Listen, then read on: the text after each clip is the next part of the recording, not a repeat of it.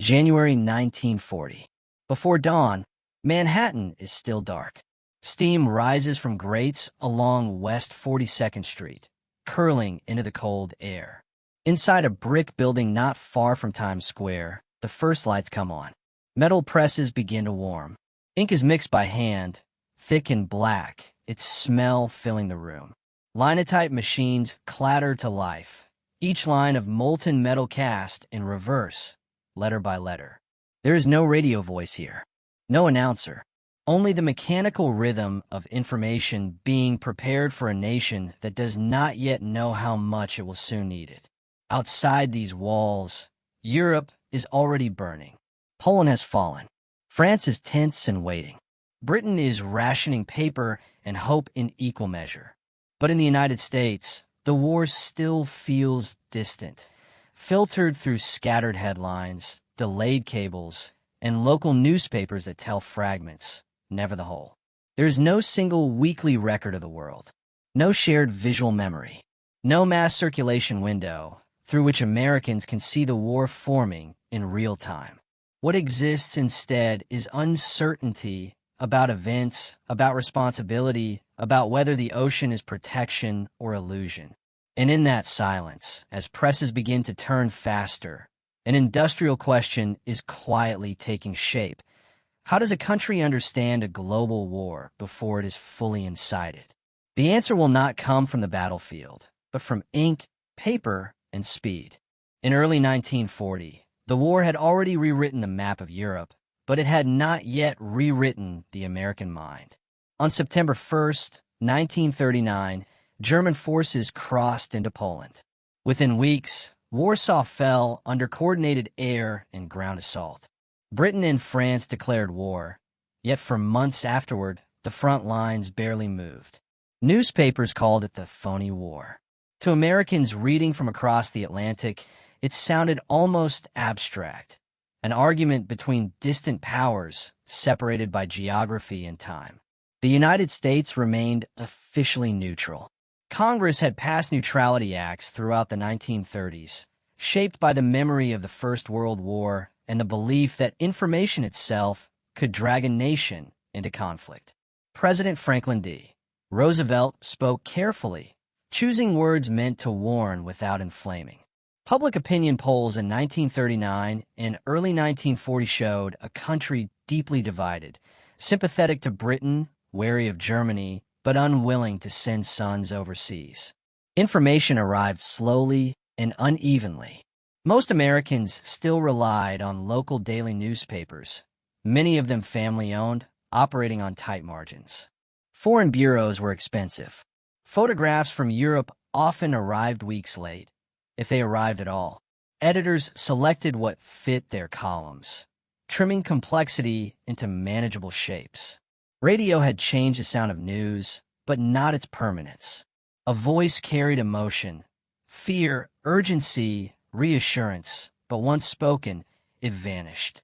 There was no shared visual archive, no fixed reference that families could return to, spread across a table, and study together. Across the Atlantic, authoritarian states understood this weakness. Germany's Ministry of Public Enlightenment and Propaganda controlled imagery with precision. Photographs were staged. Victories were amplified. Losses were erased. Information moved quickly, but only in one direction. In Britain, the opposite problem was emerging. The government imposed strict censorship to protect military operations and civilian morale. Paper was rationed. Images were limited. What reached the public was accurate but restrained, shaped by survival rather than scale. The United States sat between these extremes, free but fragmented.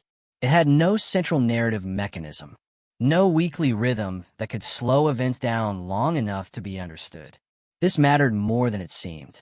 Modern war moved faster than print had ever moved before. Blitzkrieg was not just a military doctrine, it was a psychological one. Speed overwhelmed comprehension. Without context, facts lost meaning. As German forces prepared for operations in Scandinavia and Western Europe, American readers were left with questions that newspapers could not easily answer. Where was the war going? Who was winning?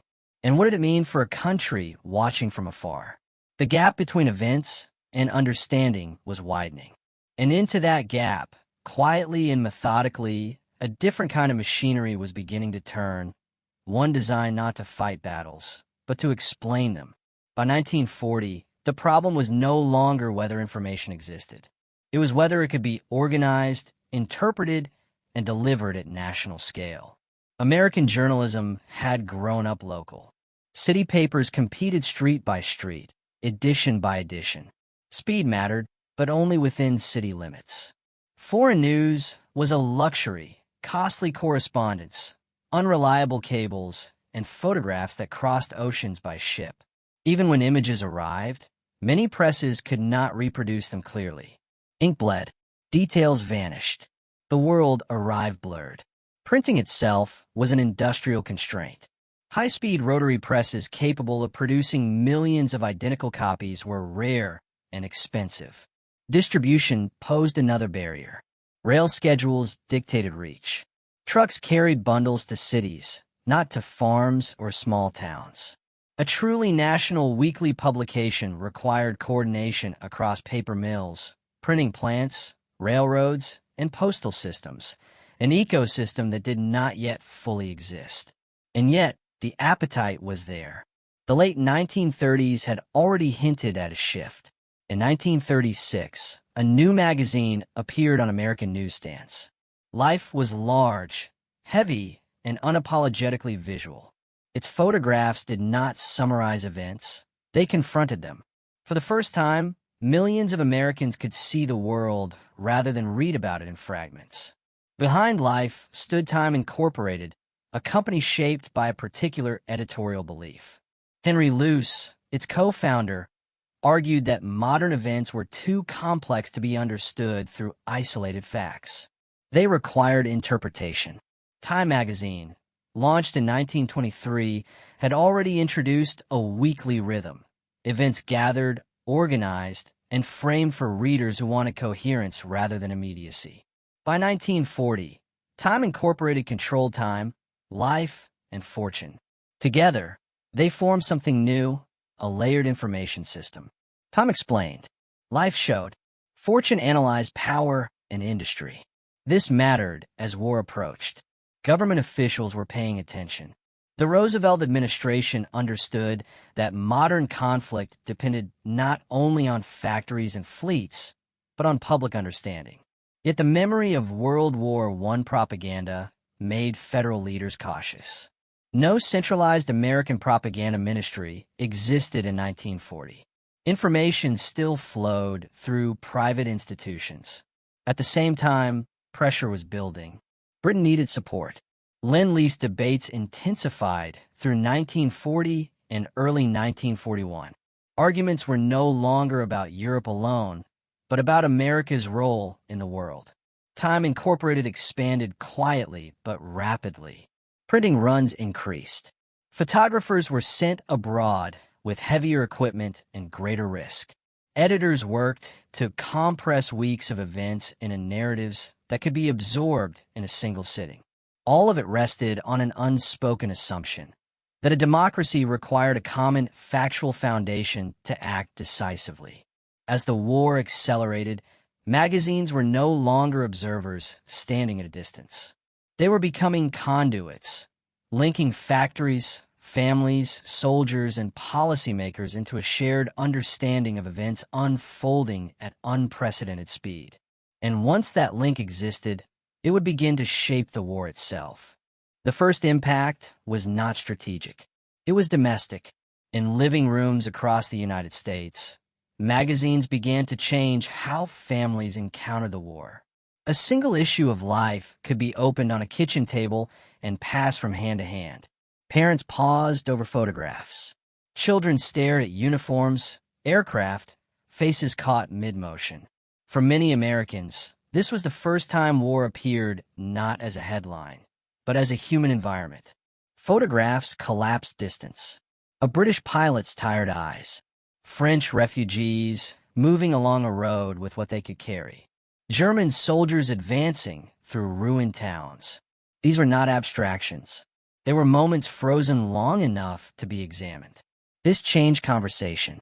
War became discussable, not as rumor or opinion, but as visible fact. People returned to the same images repeatedly, noticing details missed before. The repetition built familiarity, and familiarity built emotional investment. By 1940, letters to editors reflected this shift. Readers referenced specific photographs, not just stories. They asked where pictures were taken, what happened afterward, whether the people survived. The war had faces now. That human connection would become critical once American families began seeing their own sons in uniform. Before enlistment papers arrived, the emotional groundwork had already been laid, quietly, image by image. None of this happened by accident. Mass circulation magazines depended on machines operating at the edge of existing capability. High-speed presses ran continuously, calibrated to fractions of seconds. Paper quality had to balance clarity with availability, especially as wartime shortages loomed. Ink mixtures were adjusted to preserve photographic detail under rapid printing. Photography itself was changing. Cameras grew lighter, faster. Film sensitivity improved, allowing shots in low light and under fire. But capturing images was only half the problem. Getting film out of war zones required coordination with ships, aircraft, and diplomatic channels. Once images arrived, editors faced a new challenge: selection. Hundreds of photographs might document a single campaign. Only a few could be printed. Each choice shaped perception, not through invention, but through emphasis. Technology did not determine meaning. It enabled it. And as presses accelerated, the nation's understanding of the war accelerated with them. At the center of this system stood Henry Luce. Luce believed the United States was entering a defining era. In 1941, he would describe it as the American century, arguing that power carried responsibility. But even before that phrase appeared in print, the philosophy shaped editorial decisions. Time did not merely report events, it arranged them. Stories were framed to explain significance, not just sequence. Leaders were profiled not as distant figures, but as personalities whose decisions altered millions of lives. This approach drew criticism.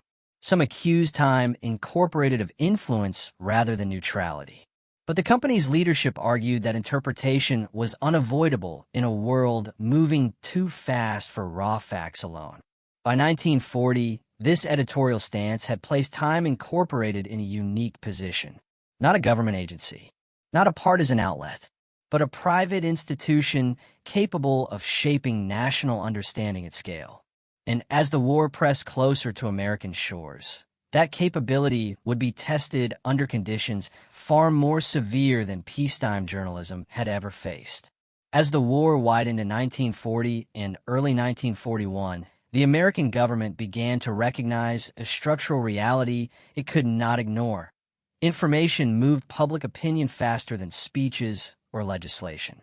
There was no Office of War Information yet, no centralized authority controlling narrative flow. What existed instead was a loose, cautious relationship between federal agencies and private media organizations. Time Incorporated sat at the center of that relationship, not by decree, but by capability. The Roosevelt administration understood that modern war demanded public comprehension, not just consent. Factories would need workers. Taxes would need justification. Losses would need explanation. And when the time came, mobilization would need emotional grounding. Access became a form of currency. Photographers from life were granted proximity to military training camps, naval yards, and aircraft factories. Images of soldiers drilling, ships under construction, and assembly lines at full output began appearing weeks before the United States formally entered the war. They did not reveal secrets, but they revealed scale. The military, in turn, learned how images shaped expectations. Uniforms were worn deliberately. Equipment was displayed with care. Even silence carried meaning. What was not photographed often mattered as much as what was. After December 1941, this relationship tightened. Correspondents were embedded under rules that balanced exposure with security. Captions were reviewed. Locations were obscured. But the core principle remained intact. Americans would see the war they were fighting. This visibility built trust. When casualties mounted later, the shock was tempered by familiarity. The war had already been present in American homes for years. Across the Axis world, information followed a different logic. In Nazi Germany, imagery was tightly controlled by Joseph Goebbels' propaganda ministry. Photographs emphasized strength, unity, inevitability. Defeat was never shown. Suffering was selectively framed. The image was not meant to inform, but to command belief. Japan pursued a similar strategy. Official photographs highlighted discipline, sacrifice, and imperial destiny. The public saw war as a moral duty, not a sequence of contested events. American magazines operated under no such centralized doctrine. They showed victories and setbacks, confidence and exhaustion, heroism and confusion. This contrast mattered.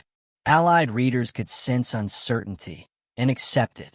Axis audiences were insulated from it. When American soldiers later encountered enemy propaganda, the difference was striking. One system demanded belief. The other invited understanding. That distinction would shape post-war credibility, influencing how nations interpreted both victory and defeat. With scale came responsibility. Editors faced decisions with no clear precedent. How much suffering could be shown without eroding morale? Which images honored sacrifice and which exploited it? Where did truth end and harm begin? Time Incorporated did not always get these answers right. Some photographs were withheld. Others were delayed. Images of American dead were rarely published in the early years of the war, reflecting both official pressure and public sensibility. Yet absence itself became part of the moral calculus. Too little truth risked abstraction. Too much risked despair. What emerged was an evolving balance, one shaped by readers' responses, government guidelines, and editorial conscience. Magazines became not just conveyors of information, but participants in a national ethical conversation. By the time the United States reached full wartime mobilization, mass circulation magazines had moved beyond observation. They had become instruments of shared experience, binding civilians, soldiers, and policymakers into a single narrative space. And once information began operating at that level, the next phase of the story could no longer be avoided.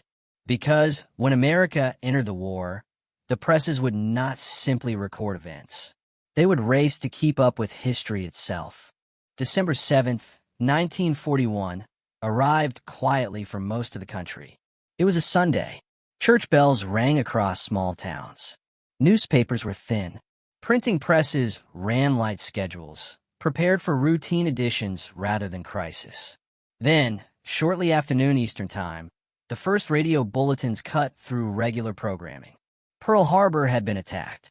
Within minutes, the fragile distance between America and the war collapsed. Geography no longer protected the mainland. The Pacific was no longer a buffer. The war was no longer something to interpret. It was something to absorb immediately and completely. In the offices of Time Incorporated, the response was mechanical and urgent. Press schedules were rewritten within hours. Editors abandoned plan layouts. Correspondents were recalled or redirected. Photographic desks prepared for an unprecedented influx of material. The next issues of Time and Life would not simply report an event. They would define how it was understood. On December 8th, President Roosevelt addressed Congress. The speech lasted only minutes, but its implications were permanent. A state of war now existed with Japan, and soon with Germany and Italy. Mobilization followed with industrial speed. For magazines, this meant scale under pressure. Circulation surged almost overnight. Demand outpaced supply. Printers worked extended shifts as paper allocations tightened. Every page now competed with military needs for raw materials. Ink, steel, transportation, nothing was guaranteed. Photographers moved closer to danger. Life correspondents were embedded with naval units in the Pacific and with army formations training for deployment. Film traveled by air whenever possible, bypassing slower sea routes. Delays that once stretched into weeks were compressed into days. The images that emerged carried a new weight. American sailors climbing from oil-blackened water. Aircraft silhouettes against smoke-filled skies. Maps redrawn to show vulnerability rather than distance. Faces no longer belonged only to Europeans. They were American. Editors faced immediate constraints. Operational security dictated what could be shown. Ship names were withheld. Exact locations blurred. But the fact of the attack could not be softened. Life's photographic spreads offered something radio could not: stillness. Readers could stop, stare, and comprehend loss at their own pace. This pause mattered. It transformed shock into resolve. Times coverage focused on sequence and consequence. How the attack unfolded. Why it succeeded. What it meant for strategy. The tone was controlled, restrained, but unmistakably decisive. The magazines did not inflame panic. They contextualized it. Across the country, issues were passed hand to hand. Factories pinned pages to bulletin boards. Recruiting stations displayed covers and windows. The war was now visually present everywhere. As weeks passed, the volume increased. North Africa, the Atlantic, the Pacific Islands whose names were unfamiliar and suddenly urgent. Each new front expanded the demand for explanation. The scale tested the limits of the medium. Printing plants operated near continuous capacity. Distribution networks strained under fuel rationing and military priority transport. Yet the flow did not stop. If anything, it accelerated. Because in wartime America, understanding became a form of participation. Citizens followed campaigns not as spectators, but as stakeholders, tracking progress, losses, and leaders through printed pages that arrived with steady regularity. This moment marked the irreversible shift. Before Pearl Harbor, mass circulation magazines explained a war abroad. After it, they documented a war at home, one that touched every household, every workplace, every future. And as American forces prepared for their first major offensives, the presses prepared as well. The next phase would not be about entry into war. It would be about endurance. By early 1942, the war had settled into a new rhythm, one defined by distance, uncertainty, and scale. American forces were now committed across two oceans. Factories shifted fully to wartime production. Cities dimmed under blackout regulations. And across the country, millions of Americans waited for signs that sacrifice was producing results. For mass circulation magazines, this period marked the most intense test of their existence. Life's weekly circulation climbed into the tens of millions. Each issue weighed more than its predecessors, not in pages alone, but in consequence. What appeared in print became part of the nation's permanent memory. Editors understood this. Every photograph carried the responsibility of representation. War photography changed under these conditions. Combat photographers worked with minimal equipment, often carrying only what they could protect while moving under fire. Cameras were wrapped against sand in North Africa, salt spray in the Pacific, mud in Europe. Film was guarded like currency. When images returned, they arrived incomplete. Frames blurred by motion. Shots cut short by explosions or sudden movement. Yet these imperfections carried authenticity. They revealed war not as ceremony, but as chaos. The Battle of Midway in June 1942 became one of the first turning points captured and interpreted for a mass audience. Maps in time traced carrier movements across the Pacific. Live photographs showed aircraft carriers reduced to smoke and water, their decks scarred and empty. The victory was decisive, but the imagery emphasized cost as much as success.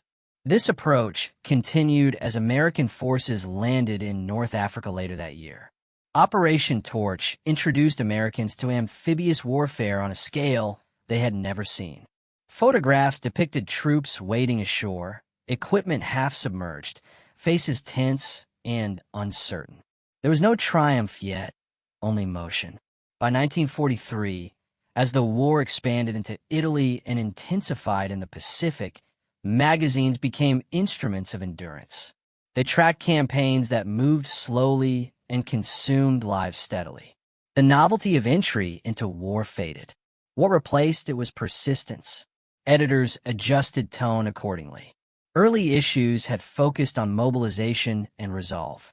Later coverage emphasized resilience. Stories highlighted medics working under fire, engineers building bridges, pilots returning for another mission. The relationship between media and military deepened. Correspondents were assigned to specific units, living with them for months. This proximity changed perspective. Photographs captured exhaustion as often as courage. Men sleeping wherever they could. Equipment repaired repeatedly rather than replaced. Censorship rules evolved. By 1943, the American public had been exposed to enough loss that complete omission of death felt dishonest. That year, Life published one of the first widely seen images of fallen American soldiers on a Pacific beach. The photograph was restrained, distant, and respectful, but unmistakable. The reaction was measured, not panicked. Letters to editors reflected grief and resolve rather than shock. The nation had matured into the war. In Europe, preparations for a decisive blow intensified. The build-up to the Normandy invasion was documented indirectly. Training exercises, equipment stockpiles, aerial reconnaissance images carefully framed to avoid disclosure. Maps grew more detailed. Arrows pointed toward a coast still unnamed. On June 6, 1944, the invasion began. Images from Normandy did not arrive immediately. When they did, they were incomplete, fragmented, and often blurred. But they carried a gravity unmatched by anything printed before. Soldiers crouched behind obstacles, medics dragging wounded men through surf. The sea itself choked with debris. These photographs did not celebrate. They testified. By the final years of the war, mass circulation magazines had become something unprecedented, a continuous, shared visual diary of a global conflict. Americans followed the war not through isolated announcements, but through accumulating evidence. Each issue added another layer to understanding. Victory in Europe in May 1945 was presented with restraint. Crowds celebrated, but pages also turned backward, showing the cost paid to reach that moment. In the Pacific, the war continued, and coverage reflected fatigue more than elation. When atomic bombs ended the conflict later that year, magazines faced one final challenge: how to show an event beyond conventional imagery. Photographs could not fully convey scale. Diagrams, maps, and measured language took their place. By then, the transformation was complete. Mass circulation magazines had grown from experimental ventures into national institutions. They had not merely recorded the war. They had structured how it was seen, remembered, and understood, week by week, image by image. And as the guns fell silent, a quieter question emerged. What would happen to a nation that had learned to see itself through the lens of war? When the war ended, the presses did not stop. In August 1945, as surrender documents were signed and armies stood down, the machinery of mass communication continued to run at wartime speed.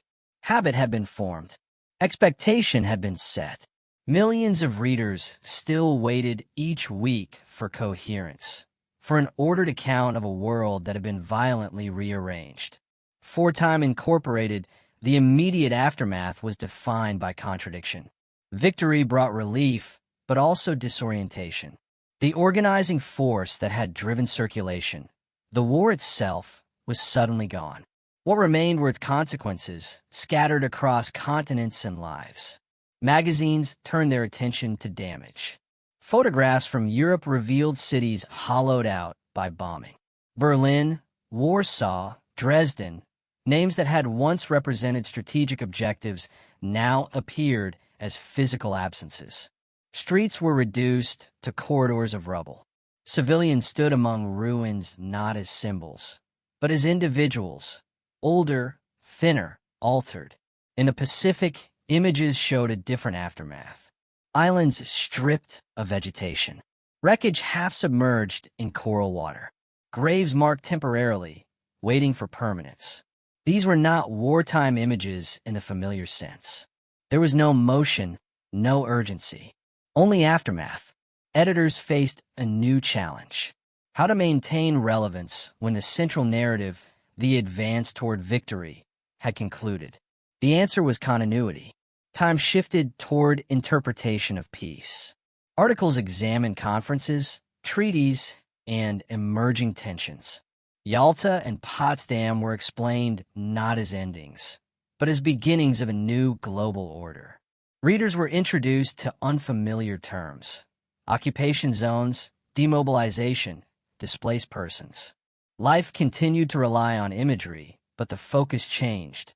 Instead of combat, the lens turned toward return. Soldiers arriving home.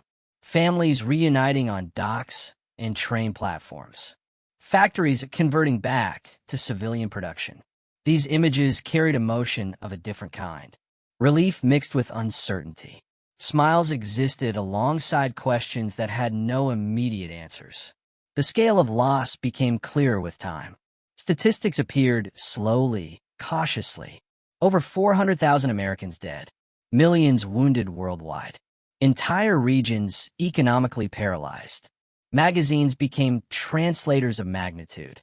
They took numbers that were too large to grasp and anchored them in faces and places. A veteran missing a limb. A mother holding a folded flag. A city block where nothing stood intact. The war's psychological footprint emerged gradually. Articles addressed fatigue, reintegration, and silence. Many veterans returned unwilling or unable to explain what they had seen. Magazines filled that gap, offering shared reference points that allowed conversation to begin without direct confession. At the same time, a new anxiety formed. The same technology that had ended the war, industrial scale, scientific concentration, rapid delivery, now threatened peace. Coverage of atomic weapons avoided sensationalism. Instead, diagrams explained energy release. Maps illustrated blast radii. The tone was restrained, almost clinical. The message was clear without being stated. The world had entered a phase where comprehension mattered as much as control. Time Incorporated had survived the war not by adapting afterward, but by evolving during it. Its infrastructure, printing, distribution, editorial coordination, now exceeded any pre-war model. This created influence, but also responsibility. Criticism followed. Some accused the company of shaping opinion too strongly. Others argued it had not gone far enough in showing wartime suffering. These debates played out in editorials and letters, evidence of a public newly accustomed to questioning information sources. What remained undeniable was permanence.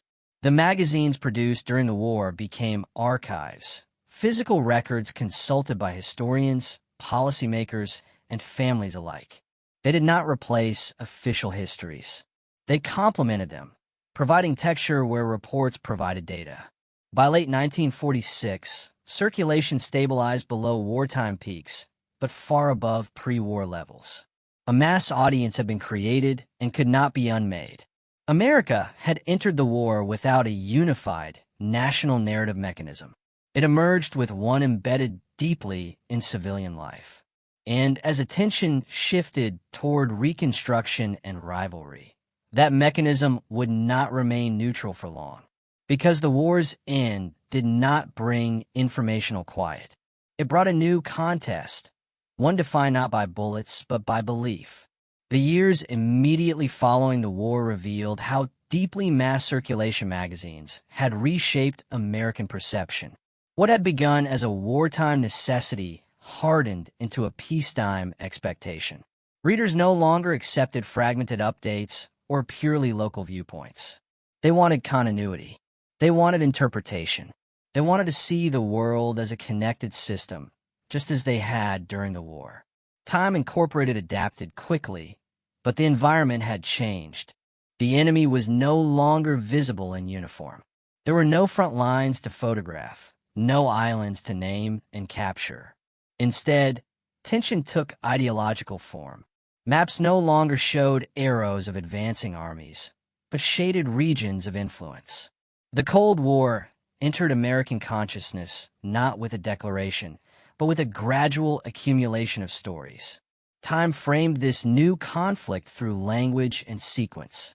Articles explained doctrines, alliances, and spheres of control. The Soviet Union appeared not as a battlefield opponent, but as a system, opaque, disciplined, expansive. Former wartime allies were reintroduced as strategic uncertainties. Life faced a more complex challenge.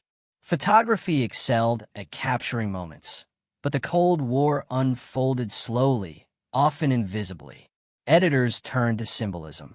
Images of border checkpoints, military parades, atomic test sites in remote deserts. These photographs did not document conflict in the traditional sense. They suggested it. The moral authority magazines had gained during the war now carried weight in shaping public belief. This influence drew scrutiny. Congressional hearings in the late 1940s and early 1950s examined media responsibility alongside loyalty, security, and propaganda. While Time Incorporated was not accused of subversion, its reach was acknowledged openly. The war had proven that narrative scale mattered. Internally, editorial standards hardened. Fact-checking processes expanded. Foreign bureaus grew more permanent.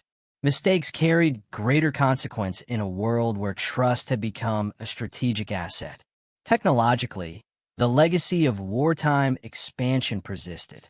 Printing presses remained faster than pre-war models. Distribution networks stayed national. The infrastructure built to serve conflict now served continuity. Yet something had shifted irreversibly. Before the war, magazines competed with newspapers for attention. After the war, they competed with memory itself. Readers measured present events against wartime experience, searching for familiar patterns. This created both clarity and distortion. On one hand, Americans were better equipped to understand global events. They recognized mobilization, alliances, and escalation. They understood that distant conflicts could carry domestic consequences. On the other, the expectation of total narrative of a single, coherent weekly explanation risked oversimplification. Complex realities resisted compression. By the early 1950s, television began to emerge as a new force. It offered immediacy without permanence, echoing radio strengths while adding visuals. Magazines responded by leaning further into depth, analysis, and photographic quality. The wartime model, explain, show, interpret, remained intact. What endured most was the lesson learned between 1940 and 1945, that information itself was infrastructure. It required investment, coordination, and ethical restraint. When neglected, understanding fractured. When cultivated, it unified. Time Incorporated's rapid growth during the war had not been inevitable. It was the result of necessity meeting preparedness. A nation lacking mass circulation coherence had improvised one under pressure. That improvisation left a permanent mark on American civic life. Wars would continue. Technologies would change. But the expectation that a society should see itself reflected clearly, regularly, collectively, had taken root. And as the generation that lived through the war aged, the magazines they read became repositories of memory, consulted not just for news, but for meaning. The presses slowed eventually. The images faded slightly on a page. but the structure remained. Which raises the final question. What does it mean for a democracy to learn how to see itself in wartime and never entirely unlearn that habit? History often measures wars by armies, battles, or treaties. Yet some of the most profound transformations happen quietly, in ink and paper. Time Incorporated's rise during the early 1940s illustrates this truth. America had entered the war without a unified lens, without a mechanism to see itself as part of a global struggle. By 1945, it had gained one, not through policy or force, but through repeated, deliberate acts of explanation and depiction. Magazines became more than media. They were mirrors, frameworks, and memory. They carried images of courage and loss, of victory and devastation, across the continent, week by week. They connected the battlefield to the home front, the individual to the collective, the abstract to the tangible. In doing so, they changed not only how Americans understood war, but how they experienced it. They shaped civic expectation. That knowledge should be coherent, complete, and accessible. They showed that information itself could be mobilized, coordinated, and industrialized, just like steel, fuel, or troops. There's a subtle power in this legacy. It reminds us that conflicts are fought not only with weapons, but with perception, and that the societies that survive, adapt, and endure are those that can see clearly, even when the view is uncomfortable. In the quiet of a newsroom, presses still roll. Photographs still arrive. Analysis still interprets. The machinery of understanding continues, echoing the wartime realization that to witness is to participate and to understand is to act. For Americans in 1940, the war began in uncertainty. By 1945, it had become visible, tangible, and immortalized in pages that continue to teach, caution, and inspire. In that transformation lies the lasting significance of Time Incorporated's rapid ascent, a testament to the silent power of seeing, remembering, and sharing a nation's story.